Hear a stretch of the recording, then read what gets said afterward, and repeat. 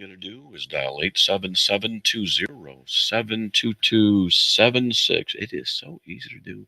All you got to do is give me a call. If you also are interested in contacting me via email so I can read your question over the air, all you got to do is email me at info@carm.org. And I have the email program right there. Right there. See, right there. There it is.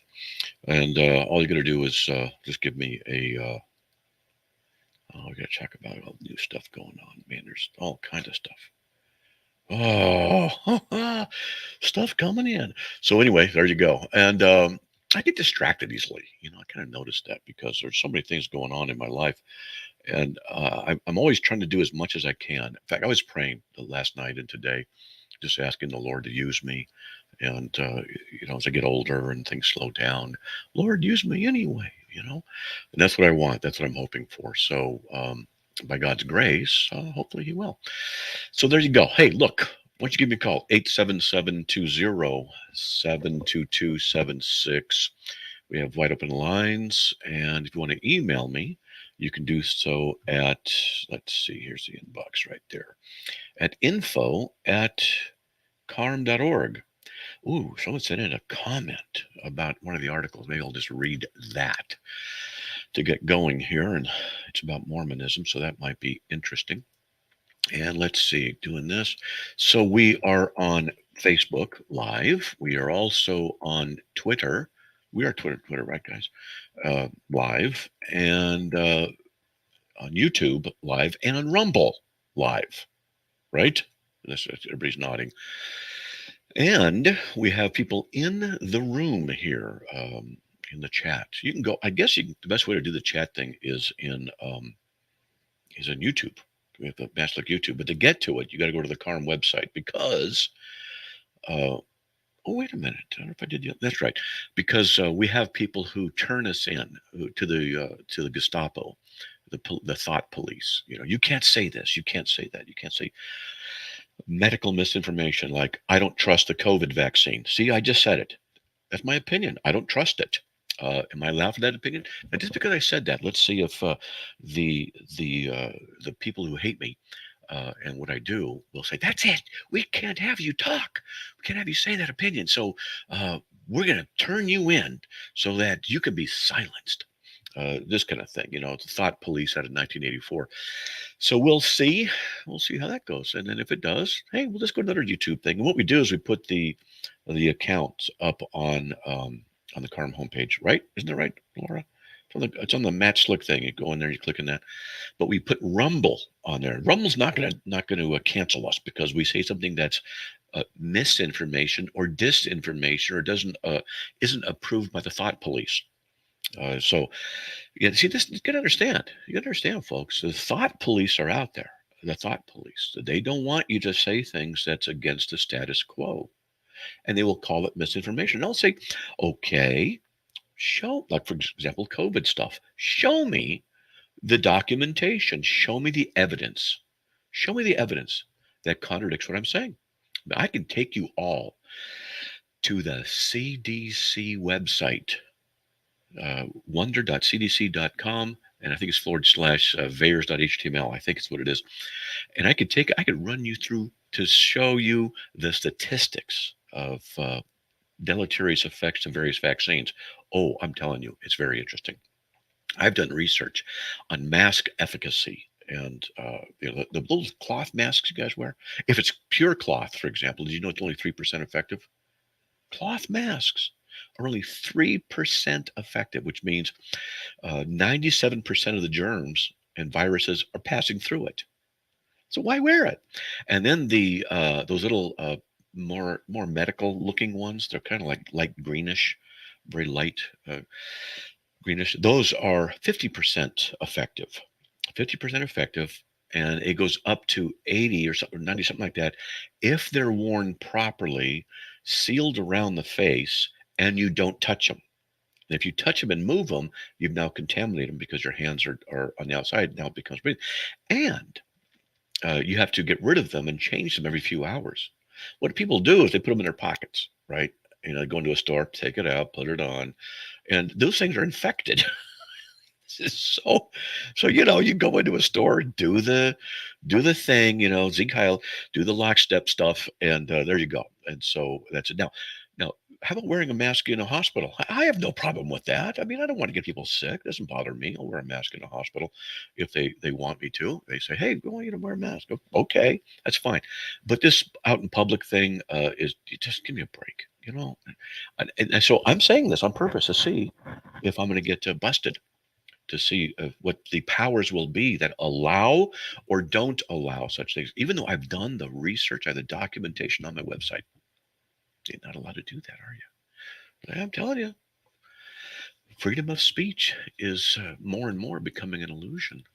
Oh man, you can't say that kind of stuff, Matt. Yeah, maybe not. Not in 5 years, maybe or less. I wonder if they allow radio shows to be broadcast from jail. I wonder if they could do a jail. You never know. You never know what's going to happen. All right. Hey, let's do this. Let's get on the air with Ryan from Pennsylvania. Ryan, welcome. You're on the air. Matt, I called yesterday and I listened to the rerun of how I reacted to you, and I realized that I owe you an apology. You do? Okay. You had yes, I do. And you had previously given your word that you were going to respond to my critique of CAG, and yesterday I kind of pressed you on it, and I realized that you had already given me your word to respond to it. I reacted very badly, and I not only did I have to react badly, I acted wrongly, and I apologize and ask your forgiveness for that. No forgiveness necessary. I didn't think you acted badly at all, but hey, apology accepted, no problem. But I don't think thank you. Yeah. But you talked about stuff, and I am going to get to it. It's going to take a while. Okay. But I had a question for you. Could you talk about the possibilities, right?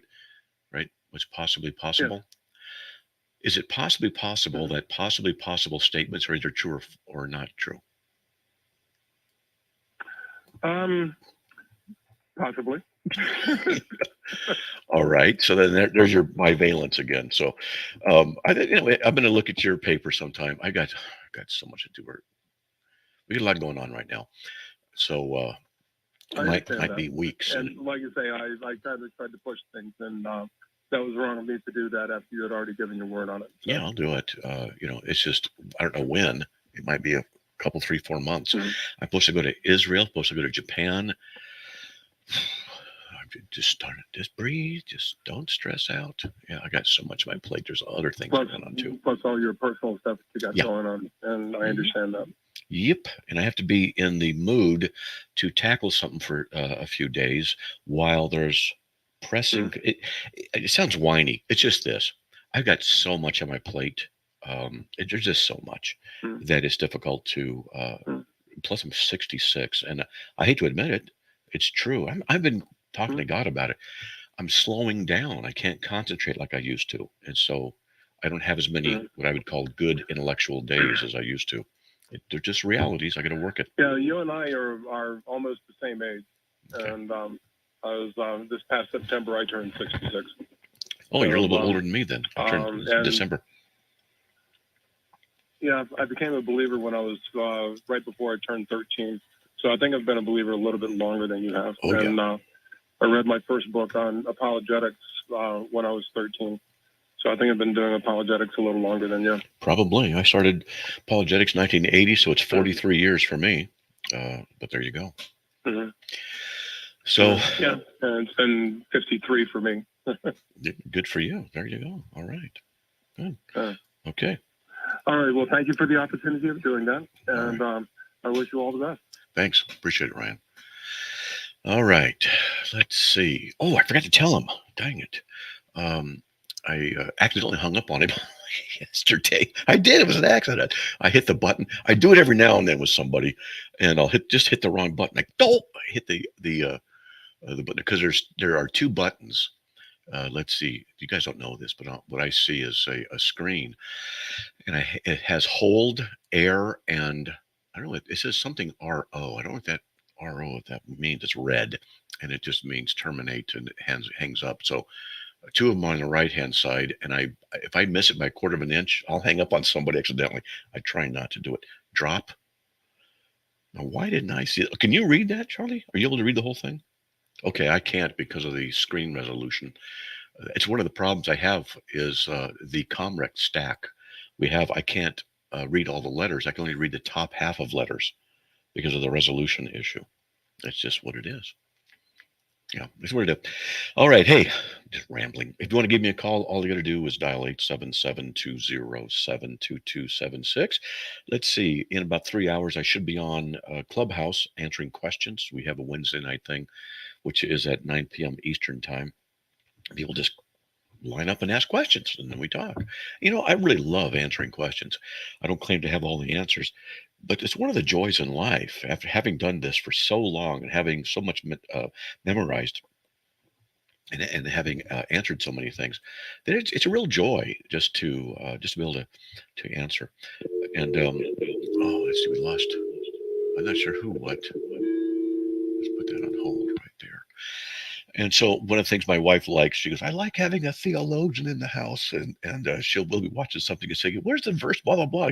I'll repeat, this is where it is. Most of the time I get them. And if I don't get a verse, I don't know where it is. And she goes, how can you not know it? Then she mocks me. Oh, man, life's tough. All right. Hey, we got phone calls coming in, so I think we'll just take the calls. We'll get to the emails later. If you want to email me a question or comment so I can read on the air, just email me at info@carm.org. Let's get to Beth from North Carolina. Beth, welcome. You're on the air. Thank you. How are you? Oh, I'm fine. A little melancholy, slightly fatigued, a little bit clear-headed, but not quite 100%. That's how I am. Well, I hope you get back to 100%. I'm hoping. See, people, they'll say, how are you feeling? Fine. I'm going to start telling them, I'm going to give them. I'm going to tell them, well. That's what we should do, is honest. Well, I have this thing about honesty too. And so I have a real problem. I'm stuck. Because you've got to read these documents and things like this to approve to sign up for something. You read all this stuff. It's 18,000 words, and so I'll scan through it, and I feel I've got to read this stuff, and that's a problem I have too. I'm really stuck on being honest. I'm an honest guy. So anyway, that's a good thing. My wife. That's okay. My wife thinks about that most of the time. Let me know that your answer will be honest. Yeah, I'm definitely honest. That's why I told my wife once, I said, if you ask me what my opinion is of what you're wearing, I'm going to tell you. I'm not going to sugarcoat it. There you go. She says, okay. And most of the time, what she wears is I'm like, baby, that looks good. Yeah, baby. Then she just walks away. So there's a break. So hold on, Beth. We'll be right back. Okay. All right. Hey, folks, if you want to give me a call, 4 open lines, 877-207-2276. Be right back.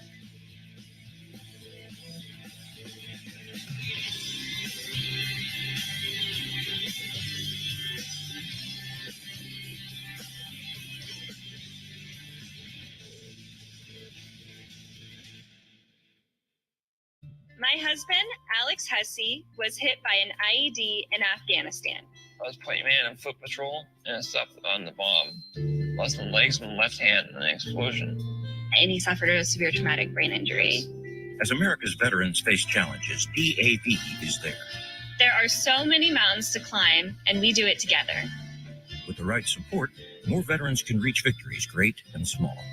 Seeing Alex learning how to snow ski, that's life-changing. DAV provides a lifetime of support to veterans of every generation, helping more than 1 million veterans each year. Alex did it. He skied down this mountain. That's something he won't forget. With the right support, there are no limits. To see him on that slope and smiling like that, we'll be taking this home. This has meant so much. Thank you, DAV. Alex Hussey, thank you for your service. Support more victories for veterans. Go to DAV.org.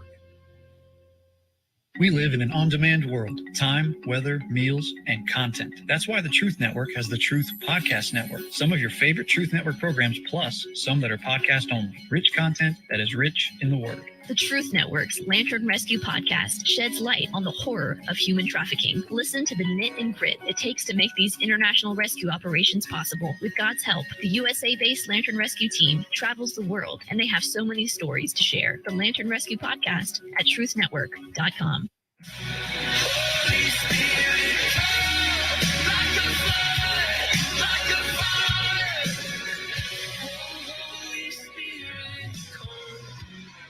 God of hope fill you with all joy and peace as you trust in him, so that you may overflow with hope by the power of the Holy Spirit. Because the Lord is the Spirit, and where the Spirit of the Lord is, there is freedom. And that is the voice of truth. Hi, I'm Fuad Gervais. I'm a home builder, and I have a question for all of you out there who are building your dream home. Are you making plans so your home will have healthier indoor air? It's an important question because there's a deadly invisible radioactive gas that can seep into homes from underground. It's radon gas, and when you breathe it in, it can cause lung cancer. Among non-smokers, radon is the #1 cause of lung cancer. The good news is that it's simple to build a home, so radon is not a problem. Building your home radon resistant is a good, inexpensive way to stop radon from entering your home. Any builder can do it. So protect your family. Talk to your builder. Tell them you want a healthier, safer dream house. You'll have better dreams. Learn more. Visit the EPA at epa.gov/radon. That's epa.gov/radon. This public service announcement is brought to you by... It's Matt Slick Live, taking your calls at 877-207-2276. Here's Matt Slick. All right, everybody, welcome back to the show. 3 open lines, 877-207-2276. If you want to email me a comment or a question to read on the air, you can email me at info@carm.org. I wonder if it'd be better to have like email at mattslicklive.com or something like that. I wonder if that would work easier. Well, maybe people can tell me what they think is easier to remember. Hey, always just try to make things easier for everybody. Let's get to Beth from North Carolina. Beth, welcome. You're on the air. Thank you. Okay. So what's your question? My question is Matthew 12:36. Okay. Is that intended for non-believers Yes. or believers? Both. Or both? That's what I was wondering.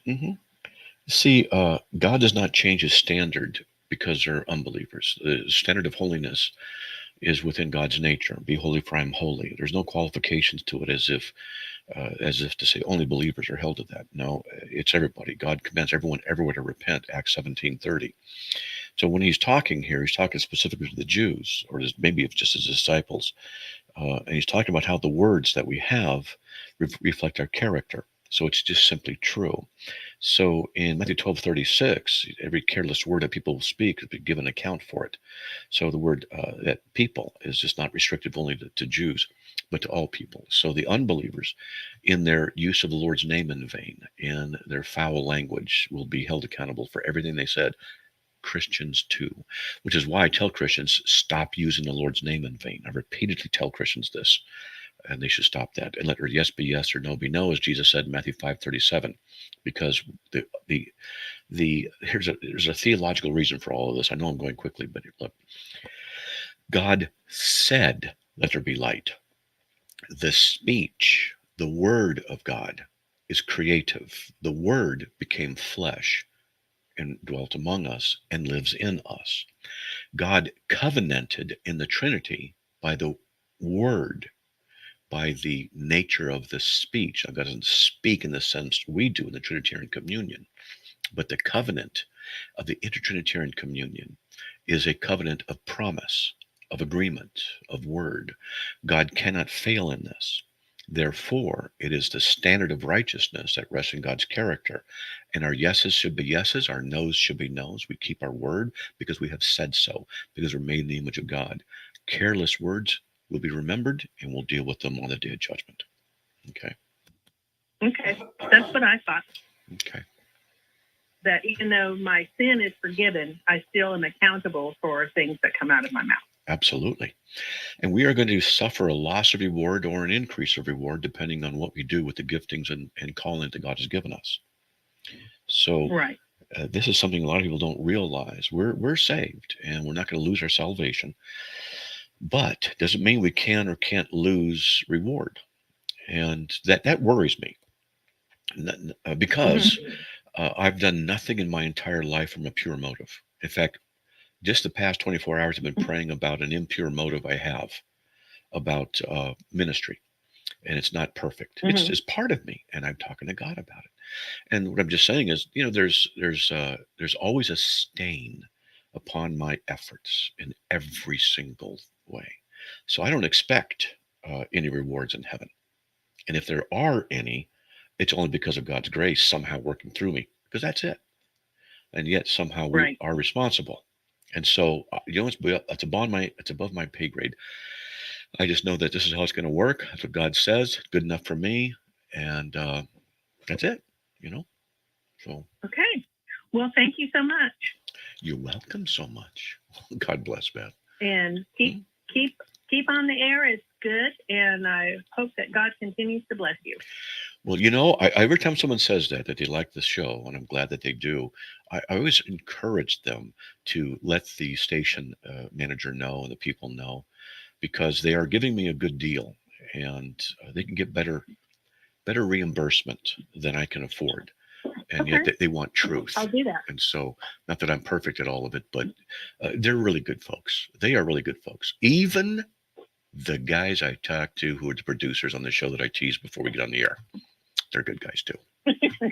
They are. They're really good guys. I hope they're not listening to me say that, because I don't want them to get big heads, but they're good guys. Okay. Well, thank you, Matt. All right. Well, God bless. Okay. God bless you. You too. Bye-bye. Bye. All right. Hey, let's get on the air with, I guess that's, I can't read the name, from North Carolina. Welcome. You are on the air. I guess it's Harold. Are you there? Hello. Yes, I'm here. All right. So what do you got, big guy? So I appreciate you answering these questions on the show and even having the show.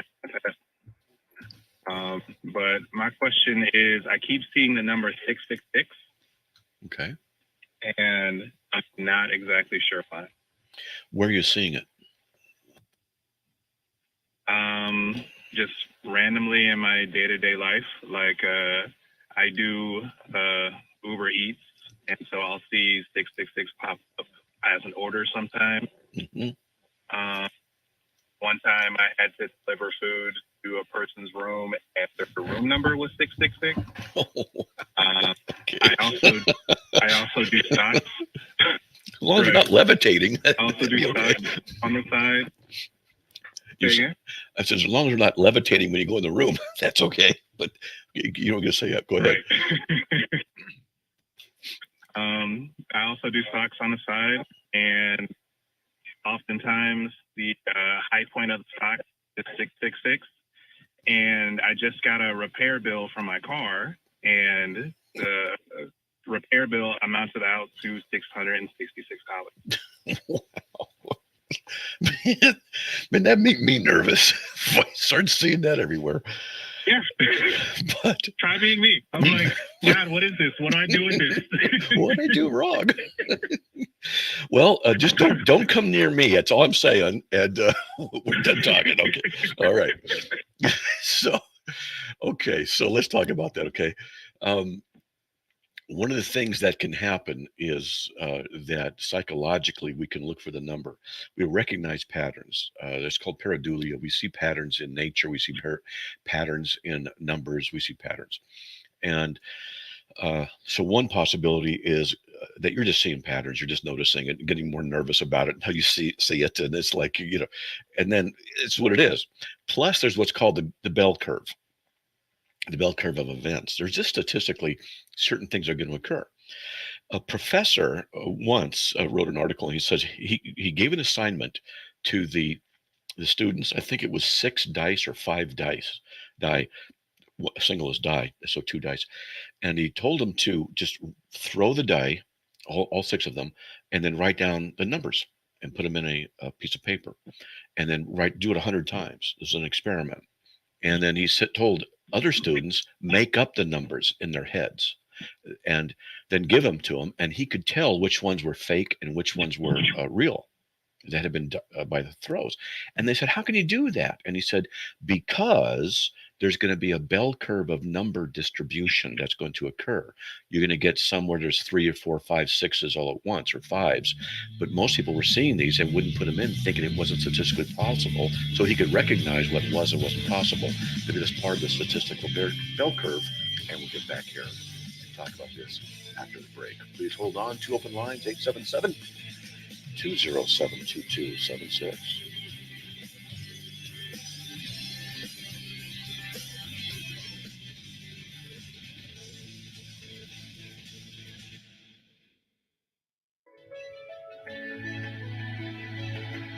There are places with people in this world that are without any hope. That is, until Mercy Ships arrives. Mercy Ships is a place restoring sight to the blind, healing to the deformed, acceptance and help to the outcast, and love to the brokenhearted. And many times you can almost see the life coming back into them. Can't beat that. Mercy Ships is the largest floating civilian hospital in the world, staffed with some of the most skilled volunteer medical professionals and crew. Mercy Ships brings hope, healing, and love to the lost and forgotten in the world. To learn more, go to mercyships.org today. What guides all those little decisions that you make every day? This is Real Family Life with author and speaker Dennis Rainey. When something needs to be done, I just go ahead and get it done because I don't like things hanging over my head. But my husband, he values planning and he makes lists. And if it doesn't get done, it doesn't bother him.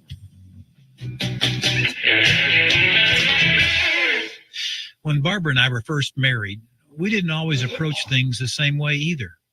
We did an exercise and listed the values that helped each of us make decisions. When we compared answers, it helped explain some of the conflict we were having. For instance, one of my top values was building relationships, but that wasn't even on Barbara's list. It helped explain why I was so animated and involved at social events and why Barbara tended to be so quiet. She listed the work ethic among her top values, which hadn't registered at all on my list. It helped her understand why I spent Saturdays watching sports on TV while she wanted to get out and work in the yard. One final thought. Life involves a lot of little decisions that add up to large choices. Why don't you talk with your mate about the way you make those decisions? Together, begin to establish what's truly important. I'm Dennis Rainey, and that's Real Family Life. Adopt US Kids presents What to Expect When You're Expecting a Teenager, Learning the Lingo. GOAT, G-O-A-T, acronym, stands for Greatest of All Time, as in spaghetti sandwiches for dinner. They're my fave. Dad, you're the GOAT. You don't have to speak teen to be a perfect parent. Thousands of teens in foster care will love you just the same. Visit adoptuskids.org. Brought to you by the U.S. Department of Health and Human Services. Adopt U.S. Kids. It's Matt Slick Live, taking your calls at 877-207-2276. Here's Matt Slick. Everybody, welcome back to the show. Gerald, are you still there? Yep, I'm still here. All right. So, as I was saying, I hope I got it across, the bell curve sequence of occurrences. So you might see, this is all just possibility and reality here, you might see it 10 times in a week where someone else won't see it at all for 10 weeks. Opposite end of the bell curve, because that's just statistical probability, how it works. So that could be a combination of things. It could be you're more in tune with it. It could be that God's trying to tell you something too. So, but what would that be? I don't know. I wouldn't worry about it. I would just go, okay, that's it. But I would watch behind you at night, seeing if any shadows disappear behind corners when you look, just basic stuff, and, when you get up in the morning, make sure that the light's on fully bright when you get in the bathroom. You don't want to scare yourself because, this could affect you. Okay. So, just give you some super wise advice. Do you know a recipe for holy water? Oh man. So what I would do if I was seeing it, I would take it seriously and I would pray and say, Lord, is this something up, or is it just coincidence? Just Lord, if it's coincidence, it'll pass. If it's not, Lord, you're trying to tell me something, just please let me know what that is. Because it could be anything, it could be God trying to prepare you for something, tragic or really awesome, or because someone might come up with a number, that you see and you go, man, I've been seeing that number a lot. And that conversation starts and that's what's needed. You never know. It could be anything. So just ask God, and it might just be your imagination. You're seeing things more when you wouldn't. But heck, 666, it's kind of hard to miss, So I wish I could tell you more. Are you there? I think I'm losing you a little bit. If I could, Try it again. You're breaking up. if I could, What's that? if I could to connect to this question, when King Solomon saw 666, why did he see it? When did he see 666? Did he? I don't recall that. It was in the Old Testament. Solomon had kind of fallen off, so God had sent him, I think, 666 gold bars. Oh, well, here's the thing. 6 is the number of man. And right.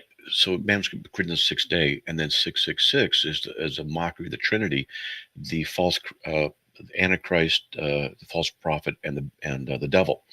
And so there's just a mockery, and the name of the Antichrist in Greek or maybe Hebrew will add up to that number. And it was 660 talents of gold. Thanks a lot, Jim. And so I've noticed that before. It's like, why get that much? Why that number? And it could be because it's a sinful thing, or it might be just because that's just how much it was. It's difficult to say. So, okay. And then, just so you know, and people are putting stuff in the chat text, which is always helpful. There's a variant in textual manuscripts about 666. One is 616. So let's see if you start seeing that around. Okay. I remember when my wife and I, before we got married, and she was living with her brother, we were over there one time talking and stuff like that. And I said, oh, look what time it is. It was 10:06. I remember this. And then I was there another night, and then I happened to look over. It was 10:06 again. And I said to him, that's twice I've seen that in 2 nights in a row. That's just statistics. Okay. It's going to happen. Right. So I came back a week later. He said, I've been seeing 10:06 everywhere. so because his brain got tuned into it, and do we, all that kind of stuff. And but it turned out to be kind of a joke. Now I remember numbers. That's why I remember 10:06. Okay. But and somebody wrote in the text that they see the 12:34 on the clock. And I wrote back into the text, I see it too, especially when it's AM and PM. So we're having fun with it, of course, but I wouldn't put too much credence in it. But I would pray about it, because if you're seeing it that much and you're getting concerned, it could just be the bell curve. Okay, just remember, statistics, bell curve. Someone else may not see it for years, and you're just seeing it more, and that could be bell curve stuff. But there's nothing wrong with just saying, "Hey, God, what's up? Is this is it anything?" And just ask. And if it goes away, goes away. If it doesn't, it doesn't. And then you can call me up again, and you can tell me some horror stories. You get chased by some bright lights in the sky, and you had a duck in a house. Who knows? Okay. Maybe the Mothman will come after you.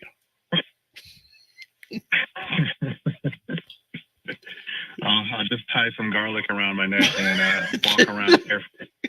You got any silver bullets? Because I'd carry some of those too. And I would take a wood stake with you. You'll be fine. Just trust me. You will be fine. Everything will be fine. Don't worry about it. It's all good. Okay. But call back in a while and see if the number pattern increases or decreases, and just see. And just remember, I think it's bell curve. I think it's just a bell curve statistics. That's what I think it is. It's going to happen. But because it's 666, it's going to make people nervous. Okay. And there's another number I see periodically, 153, because that's how many fish were caught in John 21. And I see that number. I go, hey, look what time it is. I'll see a movie, an hour and 53 minutes. I go, ooh, look, there it is again. Well, it's because I'm noticing it, because that number's in my head. 666 is something that's in our head, our culture. So there you go. All right. Bill says in the text, garlic underwear will work. There you go. So, if everything starts tasting funny, you'll know why, but that's a possibility. So, you did. And also recommend, aluminum foil, make a hat out of it. And just put it so that it's got a bowl on top, so whatever comes down just zips back up. Okay. It didn't, just walk backwards into buildings. Walk backwards into buildings. You will be fine. It's all what you got to do. Don't worry about people looking at you. Okay. And just stay away from people from 10 feet from the garlic underwear, and you'll be okay. It's not a big deal. Okay. I'll just start a new fashion trend. That's right. A whole new thing. That's right. And during the summer, you won't have to worry about insects. Okay. It's got a lot of advantages. So no problem. All right, buddy. So I hope that really helps you a lot. A lot of good intellectual stuff there. Okay. Right. So call me back in a couple of weeks. Let me know if the pattern continues or decreases or whatever. Okay. I'm just curious. All right. Okay, buddy. Will do. I appreciate y'all. Okay. Take notes on the garlic underwear. All right, man. We're out of here. Okay. We'll see you. Oh, hey, having fun is fun. Let's get to Jonathan from North Carolina. Jonathan, welcome. You're on the air. Jonathan, I did hit the right button. I don't hear anything. I'm waiting. Think of the stuff people are saying. Oh, because he wants to know, what do I think about the Chosen series? I'm just going to comment on it. My wife and I watched 2 episodes last night, and I got to tell you, I'm enjoying it. I like it. They take liberties, but nothing sacrilegious. And Jesus was playing a game, some sort of catch game, and he dropped the ball or missed it. Well, can Jesus miss something if he knows everything? These kind of questions. Well, he can't miss anything. I don't know, but what I'm glad to hear is that Jesus is being promoted and being presented, and it's done well. And I know that they're working with Mormons and the non-Christian cult of Mormonism. I get it. But I forget where it is in the scriptures. Don't hinder them. It says, where is that? Don't hinder. Because the disciples said to Jesus, I forget where it was, that they weren't doing things the right way. He said, don't hinder them. They're preaching his name. And this is what I'm concerned about. As long as they're not presenting Jesus in contradiction to scripture, then I don't have a problem. So I've been enjoying watching it. But I will, the Chosen movie is no good, period. I don't know, the movie or the series. I don't know what that means. The Chosen, I don't know what that is in the text. So I'm watching it, but it always gets me. I'm very emotional about my Lord. And I hope they do the scene. It's one of my favorite stories in the entire Bible, the scene where the woman comes into Nicodemus' house, lets her hair down. I hope they do that scene because it is so powerful when you know what the culture is. So anyway, and I just told my wife, if they show that, I'm going to cry. I can't help it. And that's just what it is. So anyway, there you go. Hope that helps. Hey, folks, we'll be right back after these messages. Please stay tuned.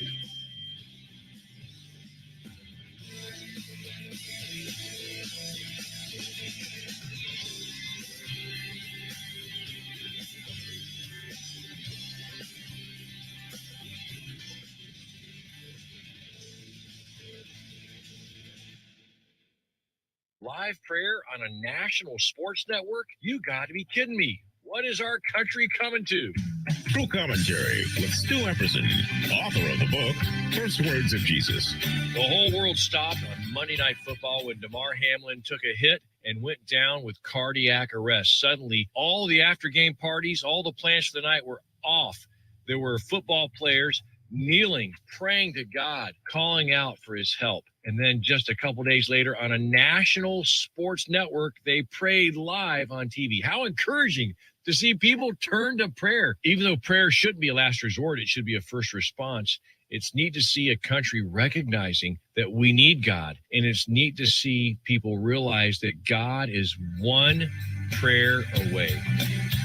True Commentary with Stu Epperson, author of the book, First Words of Jesus. Available now in bookstores or go online to firstwordsofjesus.com.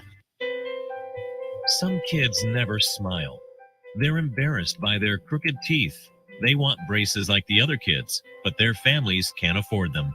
Some may even try to straighten their teeth themselves. That can make everything worse.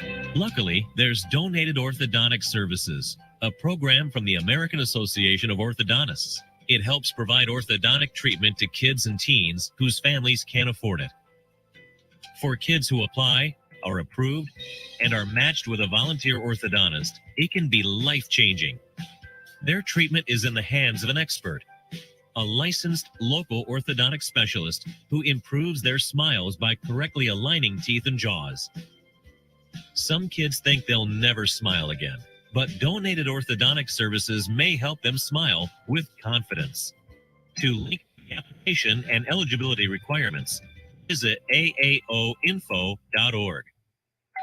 Okay, I'll be right there, guys. Hey, oh, Dad, come on in. I thought you were the radon test guys. The who test guys? Didn't you see the paper Sunday? The Surgeon General issued another warning. Oh, like the cigarette warning? Exactly. Only now they're saying radon causes lung cancer. For non-smokers like us, radon is the #1 cause of lung cancer. You're kidding me, right? I have a smoke-free home and my family can still get cancer from radon? Yep. That's why the Surgeon General says every home should be tested for radon. But I don't smell any radon in my house. No, nobody can smell radon. It's odorless, colorless, and tasteless. It just comes up from underground and seeps into your house. Oh, great. No, hey, it's no big deal. Even if they find high levels of radon, it can easily be fixed. My brother just had his house fixed. Now that's the radon test guys. So how did you find them? First, you go to the EPA website. Learn more. Visit the EPA at epa.gov/radon. That's epa.gov/radon. It's Matt Slick Live, taking your calls at 877-207-2276. Here's Matt Slick. Everybody, welcome back to the show. Just want to let you know that we stay on the air by your support. Please, would you consider, since the music's going there, wait for the music to go. There we go. You guys have the finger. Hello. Let's wait till that's done. Okay. Up we go. All right. Hey, just want to let you know that we stay on the air by your support. Please consider supporting us.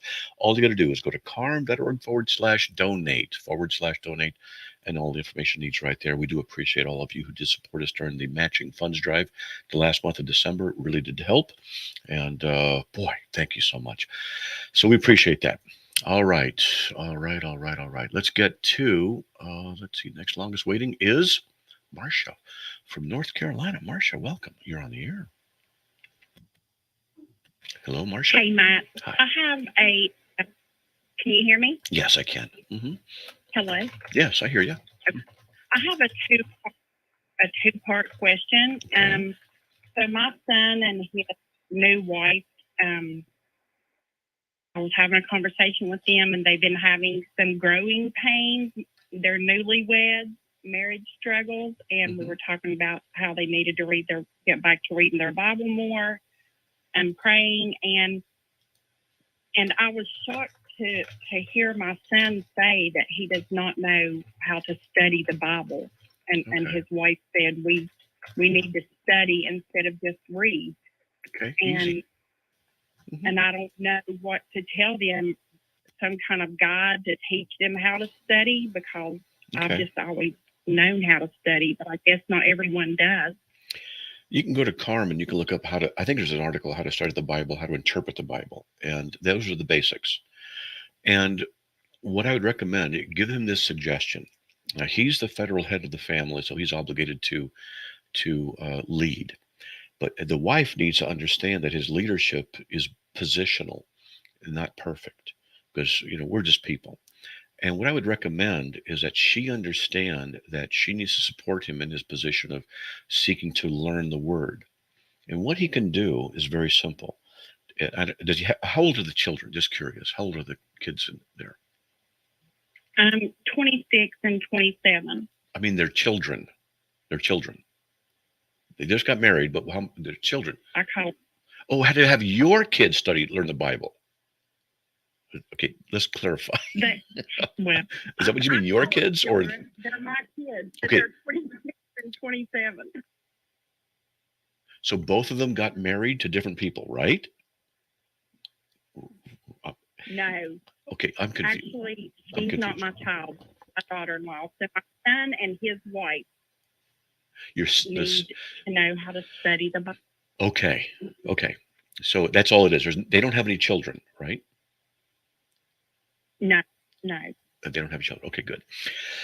Okay, so what he could do, let's see. I've actually been thinking about how to interpret the Bible and how to do a Bible study, a new school on that, how to study the Bible. There's different things to be done. I'm more of the kind of person who believes getting in to do it and just start doing it. Instead of prepping a whole bunch to study, I just say start studying. That's my philosophy. That makes people nervous, but it shouldn't. Because, for example, let's say you go to the Gospel of Mark, right? Which is a short book, or you can go to Ephesians, right. It doesn't matter. Generally, to study something like that, narratives are a little bit easier because doctrinal things, Ephesians has doctrine in it, and it takes a bit of practice to get there. So I'd recommend doing something like just reading the book of Mark or Matthew or Luke, John, whatever, and to take notes. And this may sound a little bit like weird. What? It's so simple? Yeah, it is. What I just recommend is either get a laptop and they can study together and take notes, or a notebook and they just write, and he and she can do it together. And they could read. For example, go to Mark. I'll just use that as an example. The beginning of the gospel of Jesus Christ. Well, the word beginning right there makes me think of John 1:1 and Genesis 1. In the beginning, God created and said and all that stuff. I might go look at those verses and just see, in relationship, I don't know. And then as it is written in Isaiah the prophet, I'd go look at where it says that in Isaiah the prophet. And just look. And then you write down whatever you can. This is what I've started doing when I was younger. I'm just going to start studying. I didn't know how. I just did. And that's what I did. I just went to a verse. And what's the term Son of God mean? And how am I going to find out? Well, one of the things you'll need then is a Bible dictionary and a Bible commentary. I would get both, a single volume dictionary and a single volume commentary. Because single volume commentaries, they do the entire Bible on one commentary. And it's not going to be as in-depth as a single commentary on each book. But when you're first studying, you don't need a whole bunch. And I remember using a single volume commentary frequently. Now, I infrequent, okay? Except when I'm doing something, I have commentaries on my computer, and I'll go look and go, yeah, it's interesting. I didn't think of that. So actually, the more I think about it, yeah, I still use them. And so what happens is, as you look up a phrase, or you look up like a Bible dictionary, Son of God, it'll have information in there. And maybe he and she could just read it together. They could sit on a couch and just start with, for example, Mark 1 and the gospel. What's the gospel? Look up the word gospel in the dictionary and go to the commentary, see what's it saying. Take notes. Make sure that, you check, that's interesting. And that's it. You just start studying that way. And it becomes very easy. And what happens is you develop skills, and after a while, you don't need to look that thing up anymore because you've already learned it. Now you go quicker. Oh, and it becomes enjoyable and easy. It's really simple. That make sense? And that's exactly how I do it. But I felt like that was too simple, and that you would have some great awakening for me and some guys that I could tell them they needed to buy. No, that's good. But that worked. No, that's perfect. And I'd recommend, my recommendation is that they start off with a good Bible, the NASB. Some people use the ESV. It's pretty good, but I like the the NASB because of literalness. Now that means it'll be a little bit more wooden. You can still understand it. It's in good English, but they'll have things in there that other Bibles won't, and that later on will help them on. Okay, that's just later on down the road. But see, a notebook, and in fact, I have my first notebook. I kept it.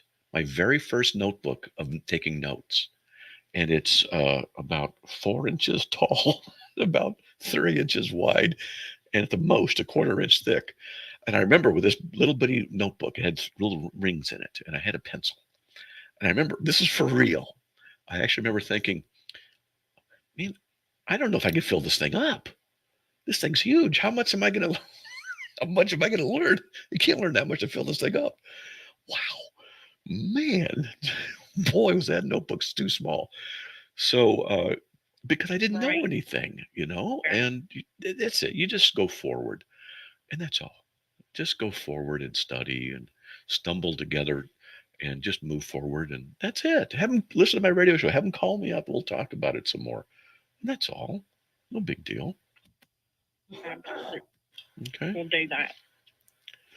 You're doing it great. If you have Go next part. I'm sorry?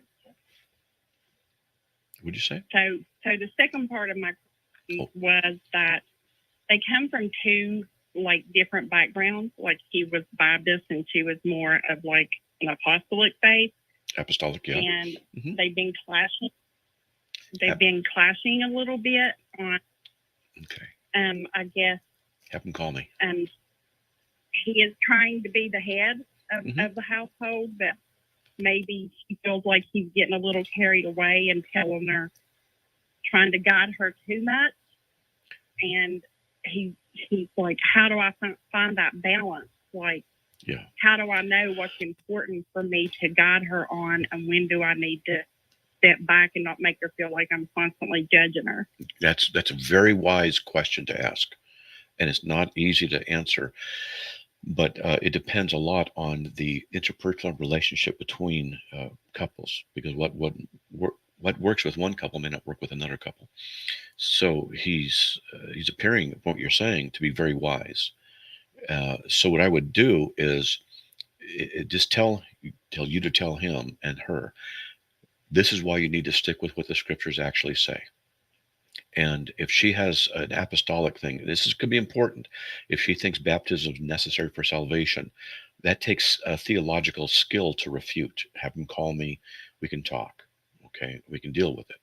But I would just encourage him to go through verse by verse. Let a lot of things go. Just go. Let the Word of God do the correcting. That's the best way. Let the Word of God do the correcting. Okay. Okay. And like I'm a Calvinist, for example. I didn't even know my wife was a Calvinist until I asked her, after 15 years of marriage, or 20 years or something like that. I didn't even know, because I wasn't worried about it, because I still teach Bible studies. I teach this. It's just what I do. And she just learned from the Word. And she says, yeah, I'm a 5-pointer. You are? How long ago? She goes, I don't know. I just grew into it. Okay.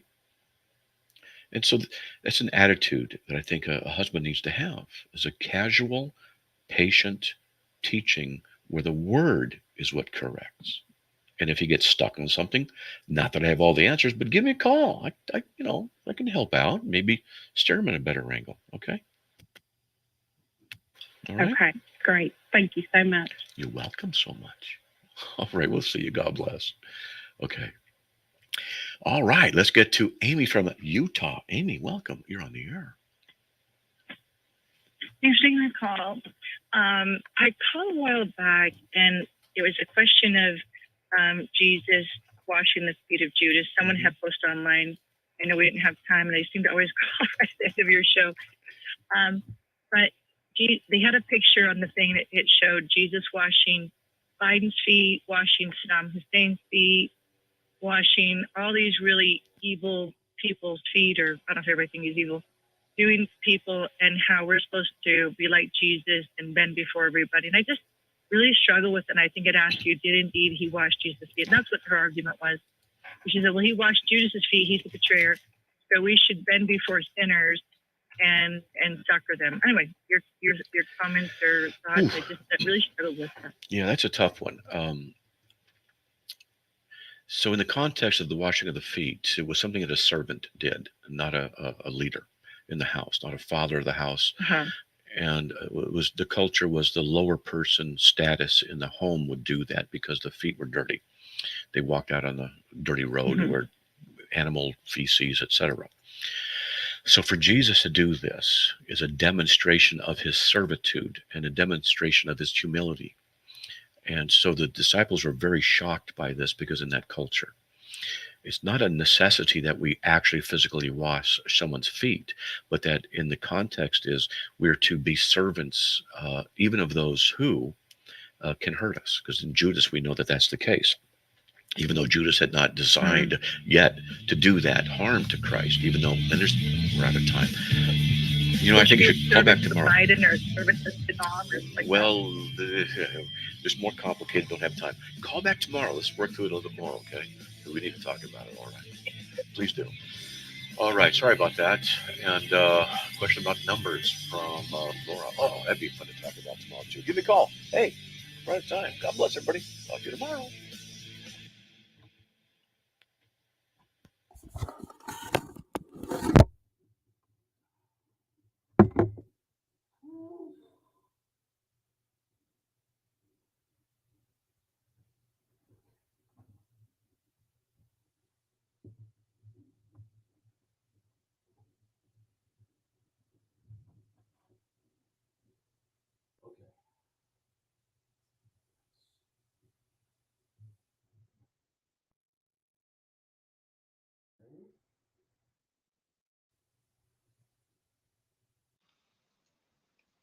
Okay, I'm going to be listening to you guys, but I'm going to go check on my wife, and I'm also going to change the shirt because it's a little too. I like things, but I'm going to use the opportunity to check on her to make sure she's okay, because she went on a doctor's appointment.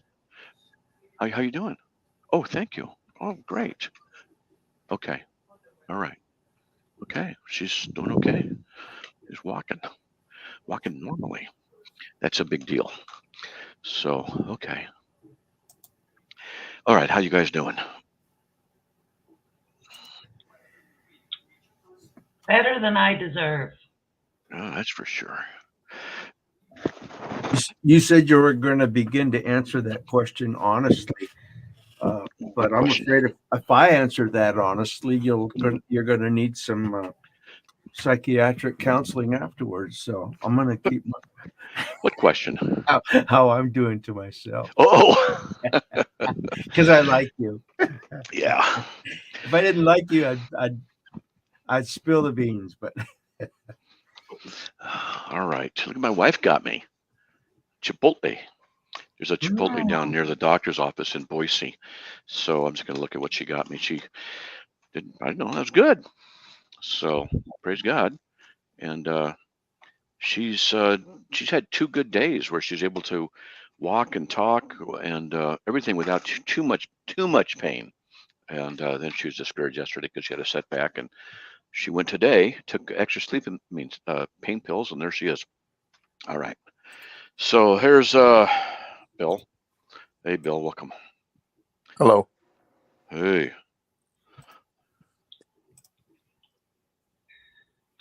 Oh, wow, Rooster, that sucks. Like, I've been in a bar, got my teeth knocked out, got 2 teeth pulled yesterday, and got to have 2 more pulled in 4 weeks. Wow. Yeah, my sympathies. I had 4 pulled at one time once. Yeah, it's yeah, she's a little bit better, but she's still, you know, most people are this good. She's down here, and she'll have a good day, and that's where we talk. It's a new, level. Yeah, thankful for less pain days. Oh, And Joanne, she loved the sweater. So that's good. Phone talking with Amy. Sorry, Amy. Been calling to get her queue in for 2 weeks. Okay. Okay. There we go. All right. Okay. So now what? I am posting, I'm just putting in there, there's a question or a comment on Rumble addressed to you. I just put it in so you can see it. A question from Rubes Cav. Rubes Cav on Rumble. Matt, I thought I heard you once say that you believe in continuation of the spiritual gifts. Yes, I do. All of them. And according to Ephesians 4, yes, I know there are no new apostles. Correct. Yeah, I don't believe that apostles and prophets are for today. The charismatic gifts are the things that work through the individuals by the power of the Holy Spirit, which I definitely believe is the case. And I will defend it if people attack it. If they disagree, whatever. If they cause division in the body of Christ by that, then I'm gonna tackle them. But other than that, no big deal. Speaking of, what should I say about Ed? There's just, what kind of words would be good for Ed? Crippled? No, I don't. I never view you as that. I view you as mentally challenged. No, I can't say that. You got a PhD. Yeah, you got a PhD, so that's good. You have a good sense of humor. I'll say that. Yeah, that's true. You do have a good sense of humor, and you have good taste in people and friends. Well, thank you. That's good. Yeah, you have really good taste in friends. That's obvious. I mean, I'm looking at one. You what? I'm looking at one. You should have just said, "Yeah, I started at the bottom. I'm still working up." That would have been a good comeback. Yeah. You missed your opportunity. Yeah. And well, my life is full of missed opportunities. Mine too. Yeah. So. All right, now what? That was pretty insightful and boring. How have you been, brother? Melancholy, slightly lethargic, and a little frustrated. I'm sorry. Hey, people ask me, I'm going to start telling them now. Because Yeah. I want to serve my Lord more and more, and I'm more and more slowing down because of my age, and it's upsetting me. Yeah. Yeah. But think about this. You are you have multiple sclerosis. What is it? Is that what you have? Cerebral palsy. Cerebral palsy. What do I know? Yeah. I'm the one who has multiple sclerosis. That's why you were confused. You have it, yeah. I don't know. I mean, it's so and God's used you. Yeah. I mean, it's just where God uses you, where He wants to use you, and you just got to say thank you, sir, and you move on. But it's frustrating. You probably have experienced that too. You want to be used by God more, and it's like as a open vessel. It's like, let me do all this stuff, and He goes, do this one thing, and that's what I find frustrating. Yeah. The thing I think about though is 1,000,000 years from now, when we're both in glory. We are going to see how much glory God wrought from us, in spite of ourselves. In spite of ourselves, and in the small mundane things that we do for His glory. Amen. So that's right. Well, this is not trying to be humble or virtue signaling, but I'm not kidding. I just do not see how that works. I can understand the concept of God getting glory through our works, but I don't know about you, but nothing I ever do is perfect and pure. So how does that work? I just don't know. Right. Just don't know. Yeah. We don't have the right words in human language to articulate. That's for sure. That truth. That's for sure. And it's what makes, Mormonism so damning, because they really do believe that their temple worthiness and their other works amount for something. Sheesh. I'm sad. I remember I was with Bill McKeever, went to the temple once, and on Temple Square, and I still remember this. It hurt. We were in his car or about to get into his car or something like that, and I just saw this guy. He must have been his 40s, 50s, pot belly-ish. That older man body shape, and not knocking him. He had a white long sleeve shirt on and black pants, and he had this bag, and he's coming out from the temple area doing temple work. You could tell. Yep. And I just, it was so sad to see it that I actually started crying a little bit. I was really surprised, but I can still see it. I thought, this man is damned, Yeah. and where he's going, damnation. And it hurt. And then I think, why am I saved? Right. Yep. But if he can save someone like you and me, then he can work with a lot of people. That's right. That's right. That's right. So. That's right. That's how it works. Amen. Okay, now what are we going to say? Well, make it good. This is really your opportunity here. Oh, yeah. Make it really good. What's it going to be? So I'm studying an old mentor of yours right now. I don't know if you can see that, but that's who is it? John Frame. John Frames. Okay. Yeah, the doctrine of the Word of God. He's good. Yeah. So he is good. He's able to communicate very well. Yes. Yeah. And I've got his other 3 books on the Theology of Lordship series. I remember you commended to me many years ago the Doctrine of the Knowledge of God. You said that was an excellent book. It is. So I went out and got it, and that book's been a blessing because it's all about epistemology, how you know what you know. Yeah. And with that book, and even in small things like that, like recommending resources to younger brothers, that's a blessing. And God uses you even in those small things. That's right. So. Yeah, that's right. He has a way of working things out. Yeah, that's right. Yeah, he does. Yeah. Angel, you're waiting for you to answer your question. What question? Okay, just type it in. I'll pay attention. Yeah. Well, hey, looking forward to seeing you sometime. Absolutely. Yeah. Yeah. And if you come back down to Provo, I'll try to stay in Provo when you're here. So. See, I'm thinking you knew I was coming, and you hightailed it out. Yeah, I want so much heresy in a city at a time.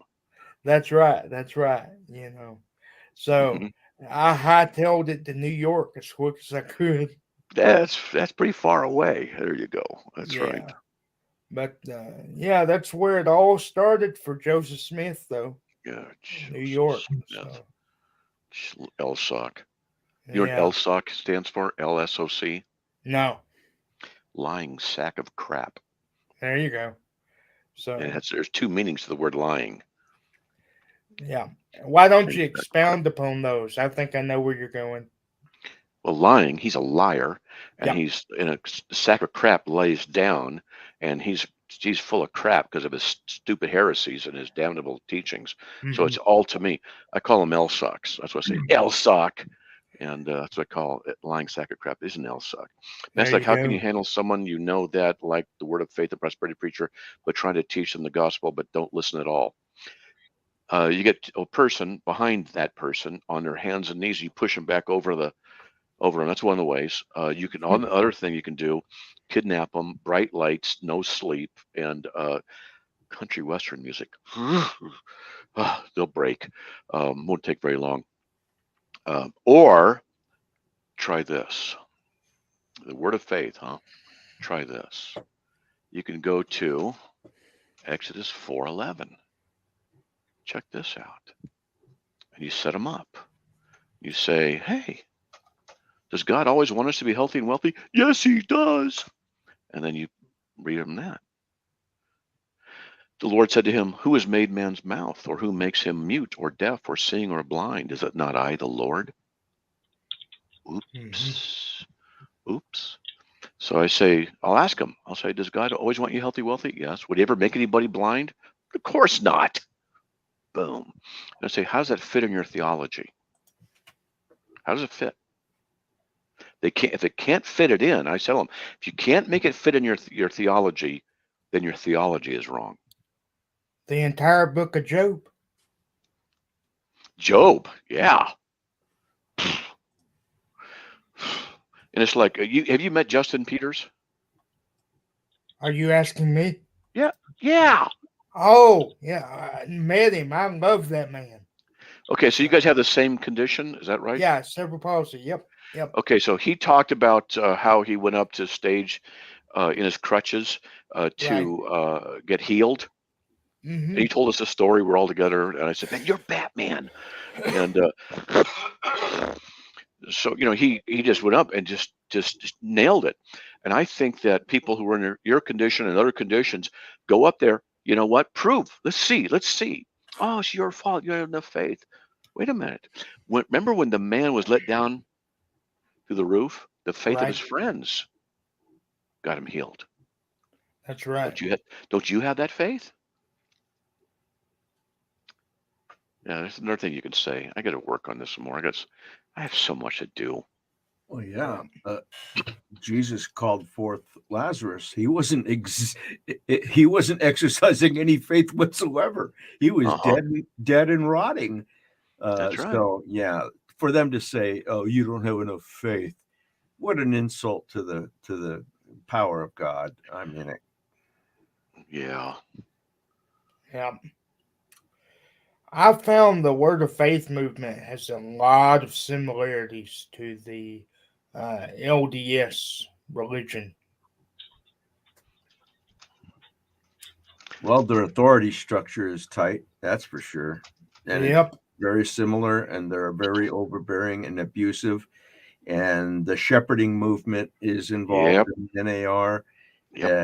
And that can be extremely abusive and take advantage of a lot of otherwise well-meaning people who get wrapped up in it. And once they get wrapped up in that tar baby, it's hard to get clean. Yeah, it is. Yeah. Yeah, I was thinking in terms of they both believe that they are gods in embryo. Yeah. Geez, the arrogance of people. Yeah. So. Yeah. Thanks for your text, man. I just got it. So. Okay, sure. Yeah. You will love Joe. He loves metal music. He was involved in the occult, and he loves making fun of me. So. Well, there we got a lot in common right there. Yeah, y'all do. And, that's right. He's got more tattoos than you do. So. I don't have any. I hate those. Oh, you don't? Okay. No, I don't do tattoos. No. Why do I think I you find them tattoos? very unappealing. What? Why do I think you had tattoos? I don't know why you did, but I definitely don't. Does anybody in your family? No, I don't want to know about it. I have a strong aversion to it. I have trouble being around people with a lot of tattoos. Oh, really? Yeah. Well, I don't know what it is, but something happened when I was younger. If anybody even suggests I get that, I will fight them. If someone comes near me, I will do that. I don't like people writing on my skin, or my wife even writing on her to write a phone number. There's something repulsive, and I don't know why. Yeah, I don't know. he does have tattoos on his arms and on his knuckles. I can handle it. But what? Yeah, I can handle it. But when I work out in martial arts, our sensei was heavily tattooed. It's like what it is, but that's your choices, and that's fine. And I can handle it, but not for me. Not for me. Not happening. You've overlooked it and treated me graciously, though I have with you. Yeah, that's right.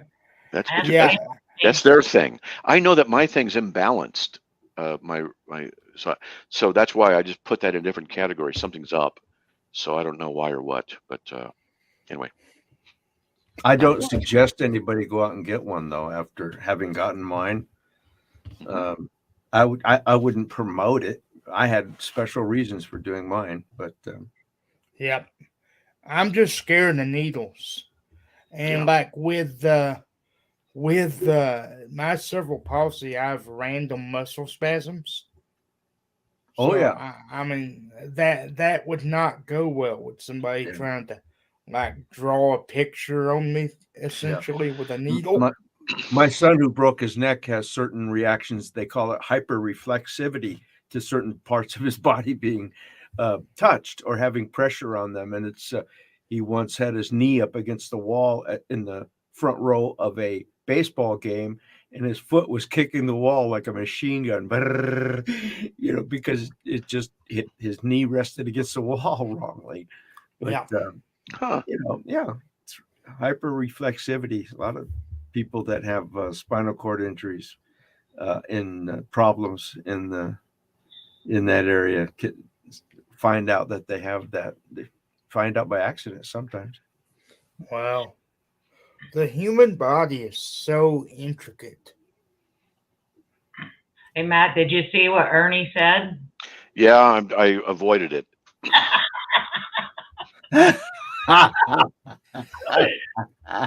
I just saw it. Well, you could go over it with a big black rose or something, Ernie. There's something to it has. I think I know what it is. I think it has something to do with clowns. I'm afraid of clowns.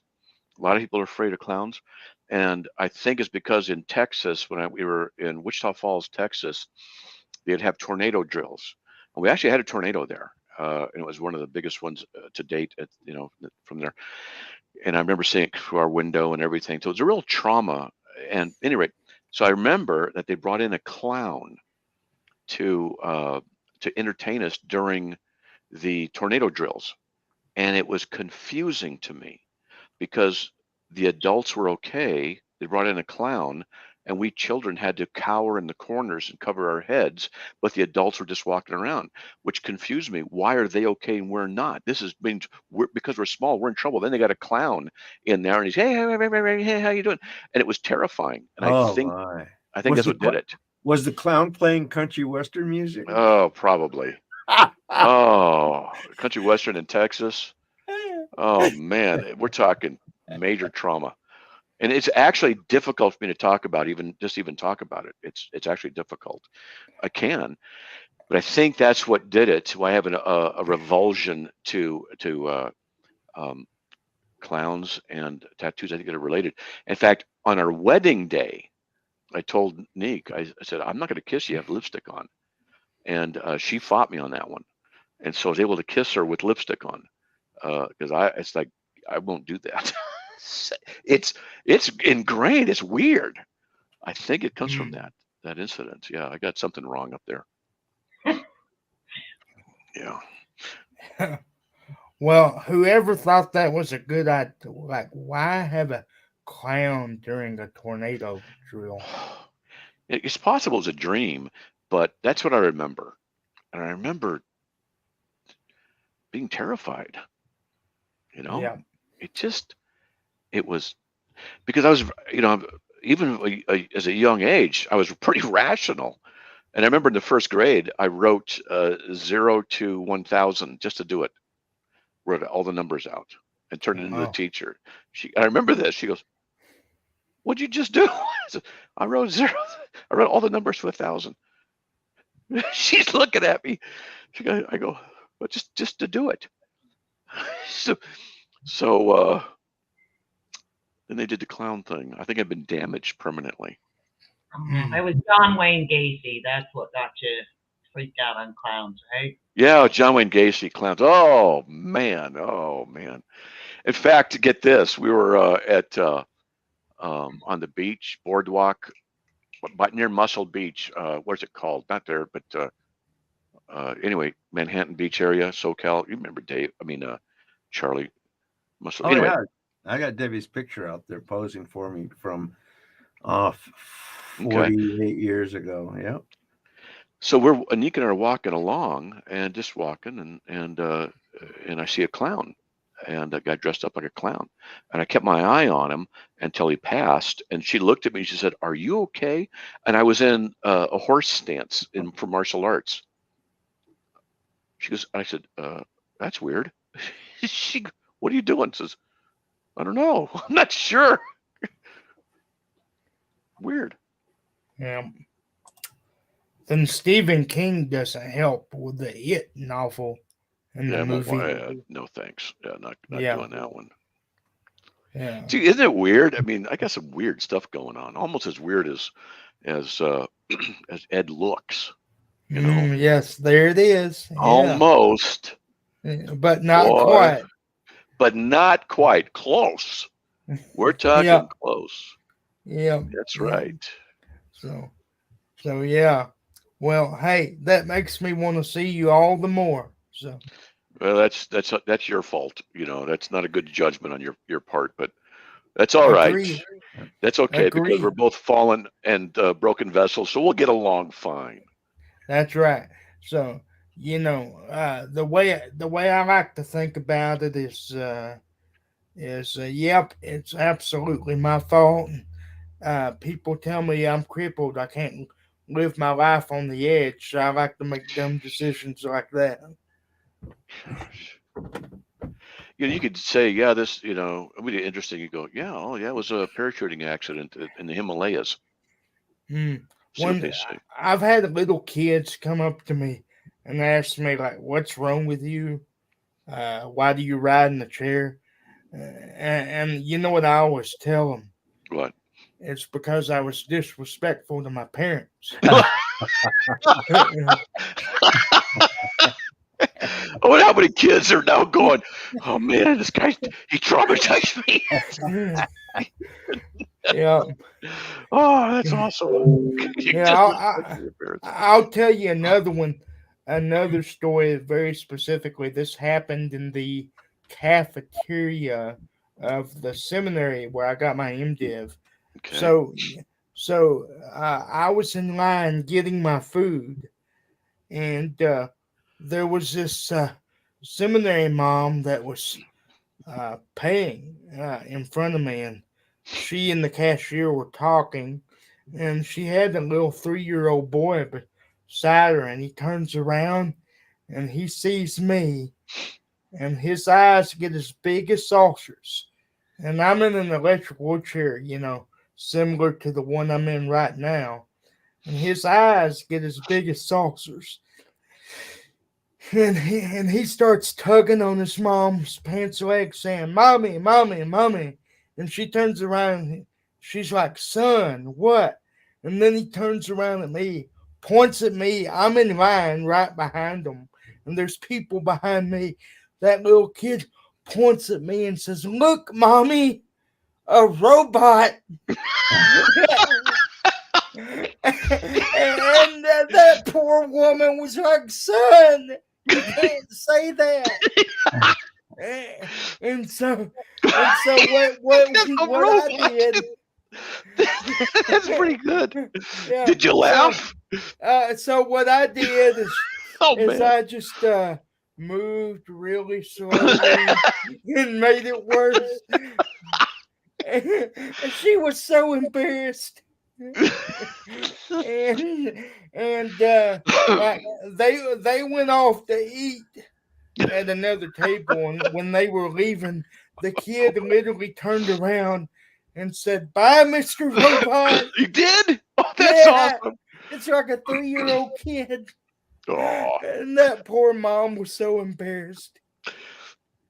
Yeah, what are you gonna do? But I mean, it is funny. I'm sorry, but it is. Oh, you know? Yeah. So yeah, kids think I'm exotic. Yeah. So yeah, that was one of my most favorite moments in seminary, and it had nothing to do with theology. Yeah, seminary. Some of my favorite moments was playing what we called ping pong. We called it illegal pong. Illegal pong. This guy and I, we made it up. Illegal pong. There was no rules. So, except you had to hit the board. That was it. And you could point, what's that? And you could cheat. You could lean on the table, just drop the ball over this. It was ridiculous. And those are good times. You know, those are good times. But oh yeah, Sim was hard though. I remember that. Yeah. Hopefully, I was going to ask you, how did you pay for your PhD? Because I keep thinking about doing a doctorate. I want to do a doctorate. Yeah. I had a very generous church pay for the entire thing. Okay. All right. A church up in Montana. So. Dang. So. I wish someone would do that with me and say, "Here's your, I just do a low-level doctorate. I'd like to do, just a D-Min, with an emphasis on apologetics. I'd love to do that. Yeah. And just give me 3-4 years to work it, because I'm 66. I'll be 70 by the time I'm done. But hey, another 10-20 years of work, by God's grace, maybe it'll open up more doors. Absolutely. And Dr. Slick sounds so cool. Oh, it is awesome. Yeah. Especially if it was Dr. Reverend Slick. There you go. Well, people at my church call me Reverend Doctor quite a bit. Reverend Doctor? Yeah. So. Reverend Doctor. That's pretty good. Yep. So sounds like I'm straight out of the 19th century. Reverend Doctor. Well, I'm a reverend, and people have said that I've earned and I've done enough work to earn some doctorates. But oh well. Yeah. Yep. That's a question. If someone gives you an honorary doctorate, can you then call yourself a doctor? Some would say yeah, some would say no. So I've seen HON.DR and then the name. Right. Yep. Yeah.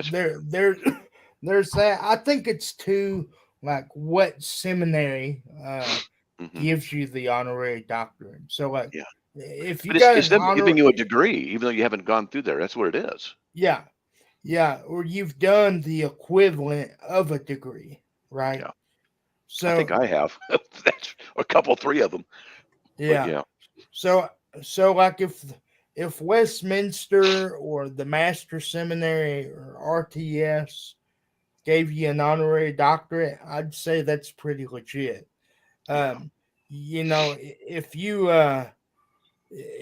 you've got an honorary doctorate from like Grandma Ethel's homespun seminary, I would say, yeah, that's probably not as good. Darn, I was working with that one. I'm checking that one off the list now. Okay, yeah. Sorry. That was gonna happen. Oh man, how'd you know? I've got PhD powers. So. Doesn't PhD just mean piled higher and deeper? Permanent head damage. That's what that means. Permanent head damage.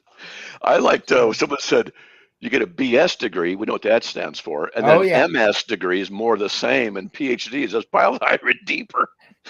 Yeah. Oh, I've never heard that all put together. I like that. Yeah. I thought it was awesome. Yeah. Oh, okay. Well, look, I got to eat, and in an hour and a half I got to be on and see how Nick's doing. And we got to try something here after. You can hang around too if you want. We're going to try a StreamYard. They have a conference ability now for seminars.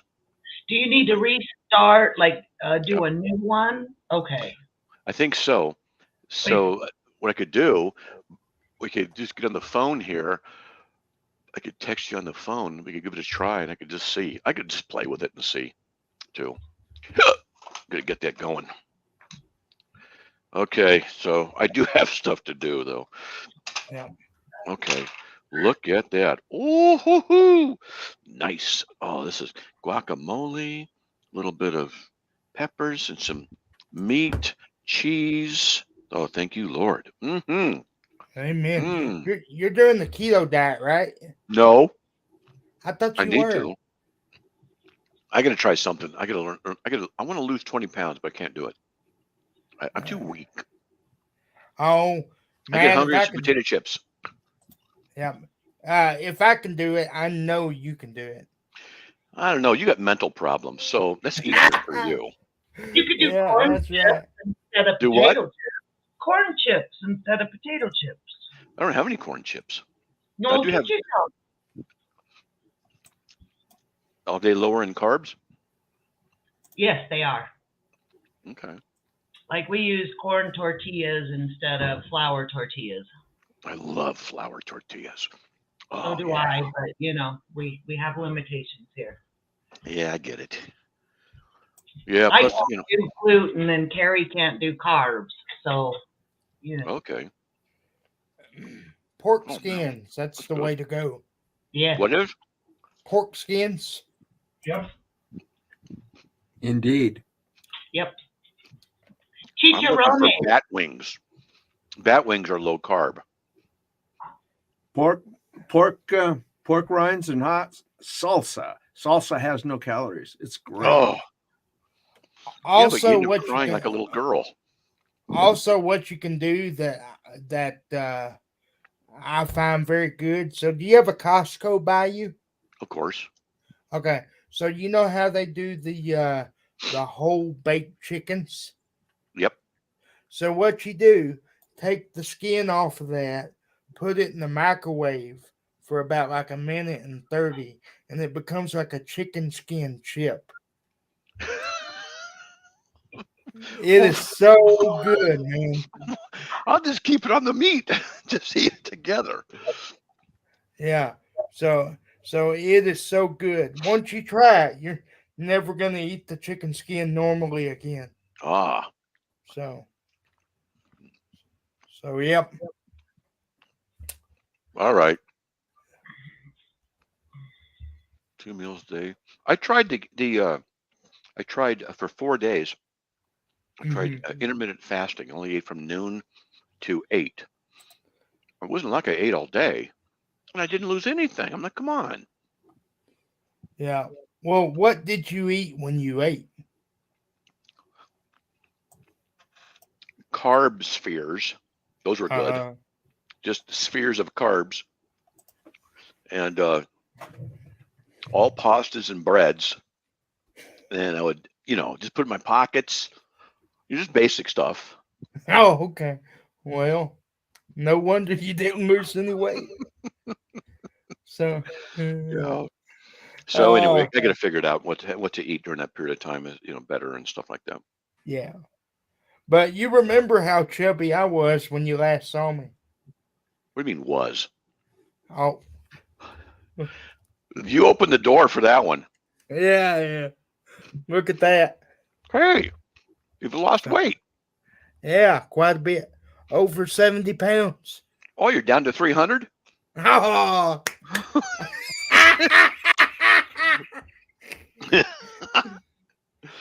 Man, I cannot wait for you to meet Joe Thorne. You guys are going to hit off so well. Okay. Y'all's whole episode might be, let's see who can make fun of Wills the most. Oh, we're going to make fun of you. I mean, that's a lot to work with right there. Yeah, so, yeah. Oh, yeah. Y'all bond quicker than peanut butter and jelly. Okay. Hey, Excuse me. Tell you what, I'm gonna be careful of that Biden diet. It causes brain damage. Yes, it does. The what diet? The Biden diet. It makes you hide things in closets. Oh, Biden, like Joe Biden. Okay, I get it. Close this up and then send us a link to the new conference one. Okay. All right. So how about we do this in the phone text too? I'll keep you for the next 5 or so minutes because it may not work. I haven't even looked at it yet. So, okay. I've got to go. I'll be on I'll try to see if I can catch the clubhouse house thing. Yeah. Okay. All right. We'll see ya. All right. Bye, my friend.